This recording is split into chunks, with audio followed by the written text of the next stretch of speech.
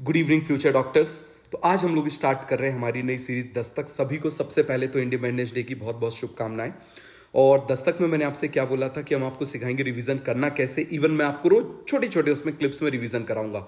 तो आज हम स्टार्ट करते हैं सेल साइकिल। सेल साइकिल को दो पार्ट में डिवाइड किया हुआ है, इंटर फेज में और एम फेज में। तो देखिए, हमेशा दो एम फेज के बीच का जो फेज होता है वो इंटरफेस कहलाता है। इंटर मतलब दो के बीच का फेज।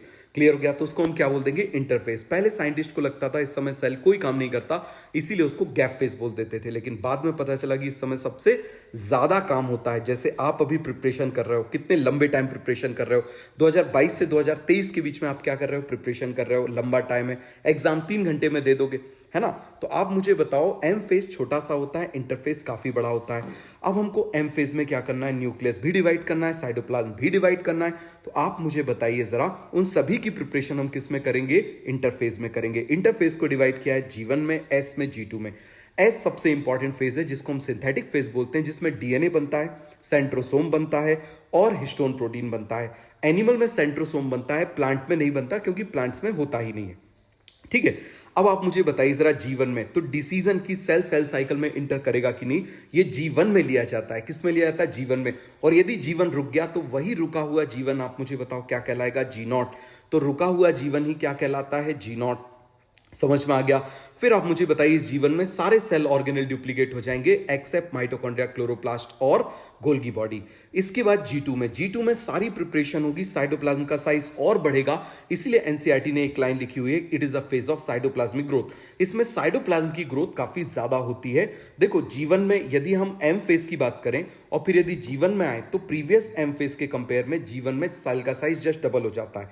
जैसे आप इस तरीके से समझिए कि मान लीजिए आपके लास्ट नीट में नंबर आए 100 और पहला आपने टेस्ट दिया तो उसमें आपके नंबर आ गए 500। तो देखिए कितना ज्यादा गैप आ गया। तो ऐसा काम जीवन में होता है। उसके बाद एस फेज में भी ग्रोथ होगी, G2 में भी ग्रोथ होगी, कंटिन्यू होगी। फिर मान लीजिए एस फेज में 550 हो गया और G2 में कितना हो गया? 600 हो गया। तो आपसे पूछेंगे आपके सबसे ज्यादा मार्क्स किस में आए? तो वो तो G2 जाएगा। लेकिन सबसे ज्यादा ग्रोथ किस में हुई? Comparative growth. तो वो आप मुझे बताओ क्या जाएगा? जीवन। सभी को समझ में आ गया? अब G2 तक पहुंचते पहुंचते क्या हो जाता है कि जो न्यूक्लियस है वो इतना वैसा का वैसा ही रहता है और साइटोप्लाज्म इतना बड़ा हो जाता है जिसकी वजह से वो उसकी एक्टिविटी को कंट्रोल नहीं कर पाता। तो उस कैरियोप्लाज्मिक इंडेक्स को, वो न्यूक्लियस और साइटोप्लाज्म के वॉल्यूम को कंट्रोल करने के लिए न्यूक्लियस किस में एंटर कर जाता है? न्यूक्लियस और पूरा सेल किस में एंटर कर जाता है? डिवीजन फेज में। समझ में आ गया? तो ये हमारा हो गया बॉटनी का। अब हम स्टार्ट करते हैं जल्दी से 1 मिनट का जूलॉजी का। देखो, जूलॉजी में रेस्पिरेशन से स्टार्ट करते हैं। अब देखो, हीमोग्लोबिन की बात करते हैं तो हीमोग्लोबिन बड़ा सेल्फिश आदमी है। समझ में आ गया? बड़ा सेल्फिश है। मतलब सेल्फिश की मतलब ये देखो, जहां उसको दिखेगा कि यार ऑक्सीजन ज्यादा है वहां लपक लेगा, उसको होल्ड कर लेगा। और जहां पर ऑक्सीजन का वहां पर उसको भगा देगा।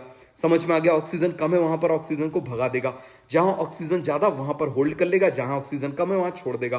तो आप मुझे बताओ, एल्वियोलाई में ऑक्सीजन ज्यादा होती है तो हीमोग्लोबिन क्या कर लेगा? वहां से वहां पर जो ब्लड है वो उसको होल्ड कर लेगा। और होल्ड कर लिया तो उसको हमने क्या बोल दिया? होल्डेन इफेक्ट, मतलब हेल्डेन इफेक्ट। तो जहां ऑक्सीजन ज्यादा है वहां हीमोग्लोबिन ने उसको होल्ड कर लिया तो होल्डेन इफेक्ट।